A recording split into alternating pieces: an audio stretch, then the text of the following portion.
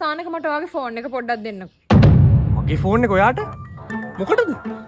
නෑ අනේ මං ටීනුට මැසේජ් එකක් දැම්ම ඩිලිවර් වෙන්නේ නැහැ. මම මේ ඔයාට දැම්ම බලන්න ඔයාට ඩිලිවර් වෙනවද බලන්න. ෆෝන් එක වයිෆ් ගේ අතට දීප එක වරදක් කියලා මට එවෙලෙත් හිතුණා. කොහොම හරි මගේ මැසේජ් එක දැකලා එයා ඇහුවා. ඔයා මගේ නම සේව් කරන් ඉන්නේ ඉලෙක්ට්‍රිසිටි බෝඩ් කියලාද?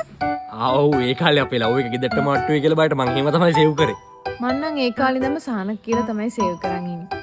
ආපු අපේ සෙට් එකේ නම් ඒ කාලේ ගෙදරට හොරා ලව් කරපු ඔක්කොම සේව් කරන් හිටියේ ඉලෙක්ට්‍රිසිටි බෝඩ්, වෝටර් බෝඩ් නැත්නම් කස්ටමර් සර්විස්. මැසේජ් එකක් නේද? මෙන්න ඔයාටත් වෝටර් බෝඩ් කියලා සේව් කරපු නම්බර් එකකින් මැසේජ් එකක් ආවා.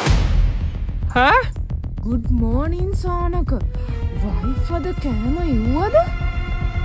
මොකද්ද මේකේ තේරුම? අනේ කලබල වෙන්න එපා මං කියන එක පොඩ්ඩක් අහන්න. තාත්තේ තාත්තේ තාත්තේ තාත්තා උන්නේ මේ ඉතින් තාත්තා ඉස්සරහ පිස්සුද? මොකෝ කෙල්ල කෑ ගහන්නේ?